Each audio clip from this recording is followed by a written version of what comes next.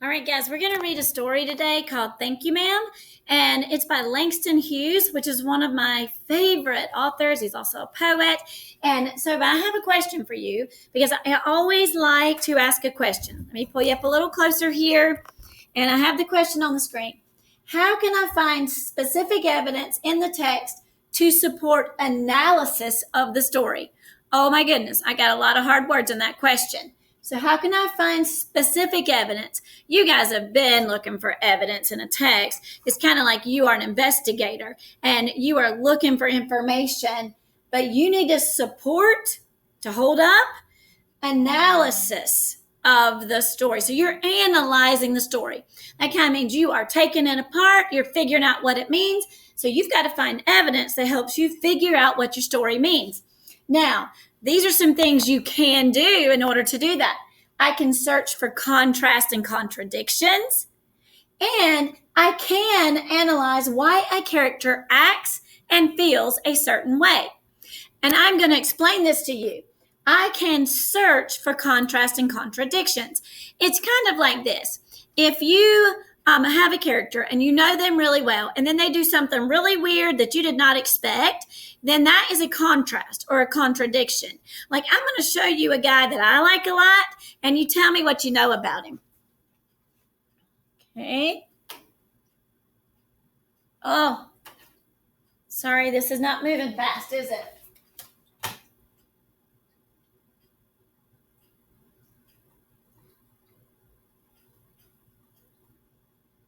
There we go. All right. Do you know this guy? I'm sorry, I'm going to have to run back and forth a little bit. Okay. This guy, if you do not watch NCIS because you're young, this is Jethro Leroy Gibbs.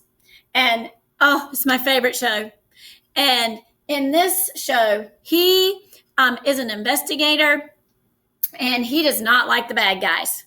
Now, so when I'm telling you to look for a contrast and contradiction, if I expect Jethro Leroy Gibbs to get the bad guy and to put him in jail.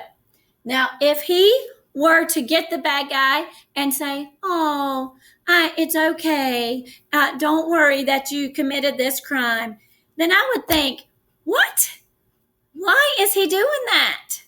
So I'm going to jump back up because when a character does something that you did not expect, you should ask yourself, why is the character acting that way? So I call them stop, notice, and note signpost. Let me show you my signpost. I'll try to go fast.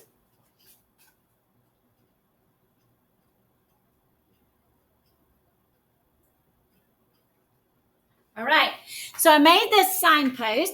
We'll make it in class on the wall, but I have it already made on the computer. It says stop, notice, and note. That means when you see a character do something you did not expect, you should stop. And you should notice what they did, and you should jot something down. You should note it. So look at this. When you're reading and a character says or does something that's opposite or contradicts what you expect them to do, you should stop and ask yourself, why is the character doing that? Because if you can figure out why the character is doing that, then you can make an inference. You can make a very good prediction. You can probably find conflict, which is a problem, and you can find plot. You also might even find the theme of the story, like what the author wants to teach you, what lesson you should be learning. So we're going to find a lot of things by finding contrast and contradictions. Now, I'm going to jump out of the way, but I'm going to keep talking. Now, I like for everyone to participate. So some of you are going to be geese, and some of you are going to be ducks. So think about, I need some of you to be geese. Think about whether you would rather be a goose or a duck. Because when I ask questions, sometimes you might be a goose and sometimes you might be a duck. All right, so let's go back to my signpost. Whoop, sorry, I gotta go Oh, I just confused my computer and it's going crazy, isn't it? So sorry about that. Let me go back up. All right. So coming on down, this is where I want to stay for a second. We have a story that we're going to read. And always on day one, I think you should read the story for flow. And you should read the story so that you can enjoy the story. So I'm going to turn around this way so I'm not in that glare. And I'm going to read the story to you. And I'm not going to stop.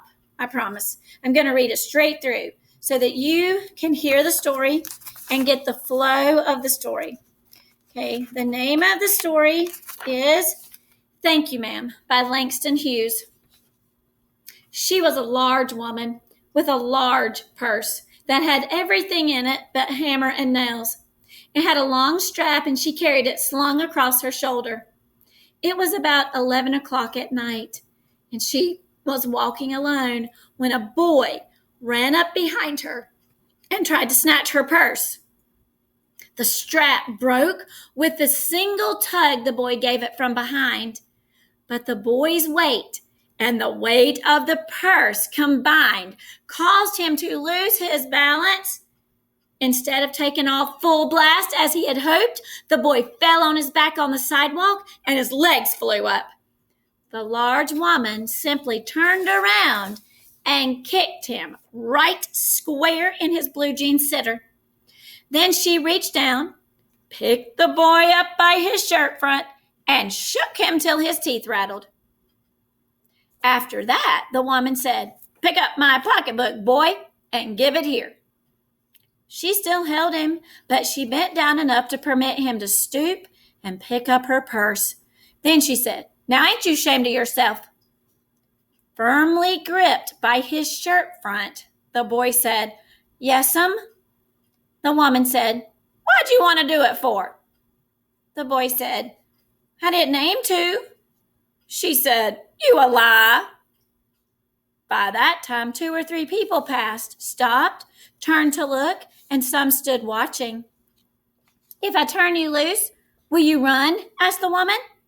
"Yes'm," said the boy. "Then I won't turn you loose," said the woman. She did not release him. "Lady, I'm sorry," whispered the boy. "Uh-huh. Your face is dirty. I got a mind to wash your face for you. Ain't you got nobody home to tell you to wash your face?" "No'm," said the boy. "Then it'll get washed this evening," said the large woman, starting up the street, dragging the frightened boy behind her. He looked as if he were 14 or 15, frail and willow-wild, in tennis shoes and blue jeans. The woman said, "You ought to be my son. I would teach you right from wrong. Least I can do right now is to wash your face. Are you hungry?" "No'm," said the being-dragged boy. "I just want you to turn me loose." "Was I bothering you when I turned that corner?" asked the woman. "No'm." "But you put yourself in contact with me," said the woman. "If you think that contact is not going to last a while, you got another thought coming. When I get through with you, sir, you're going to remember Mrs. Luella Bates Washington Jones." Sweat popped out on the boy's face and he began to struggle. Mrs. Jones stopped, jerked him around in front of her, put a half Nelson around his neck, and continued to drag him up the street. When she got to her door, she dragged the boy inside, down a hall, and into a large kitchenette furnished room at the rear of the house. She switched on the light and left the door open. The boy could hear other roomers laughing and talking in the large house. Some of their doors were open too, so he knew he and the woman were not alone. The woman still had him by the neck in the middle of the room. She said, "What's your name?" "Roger," answered the boy. "Then, Roger, you go to that sink and wash your face," said the woman, whereupon she turned him loose. At last, Roger looked at the door, looked at the woman, looked at the door, and went to the sink. "Let the water run until it gets warm," she said. "Here's a clean towel." "You gonna take me to jail?" asked the boy, bending over the sink. "Not with that face." "I would not take you nowhere," said the woman. "Here I am, trying to get home to cook me a bite to eat, and you snatch my pocketbook." Maybe you ain't been to your supper either, late as it be. Have you? There's nobody home at my house, said the boy. Then we'll eat, said the woman. I believe you're hungry, or been hungry, to try to snatch my pocketbook. I wanted a pair of blue suede shoes, said the boy. Well, you didn't have to snatch my pocketbook to get some suede shoes, said Mrs. Luella Bates Washington Jones. You could have asked me. Ma'am? The water dripping from his face, the boy looked at her. There was a long pause, a very long pause. After he had dried his face, and not knowing what else to do, he dried it again. The boy turned around, wondering what next. The door was open. He could make a dash for it down the hall. He could run, run, run, run, run. The woman was sitting on the daybed. After a while, she said, I were young once, and I wanted things I could not get. There was another long pause. The boy's mouth opened. Then he frowned, but not knowing he frowned. The woman said, You thought I was going to say, but, didn't you? You thought I was going to say, but I didn't snatch people's pocketbooks. Well, I wasn't going to say that. Pause. Silence. I have done things too, which I would not tell you, son. Neither tell God, if he hadn't already knew. If he didn't already know. So you sit down while I fix us something to eat. You might run that comb through your hair so you will look presentable.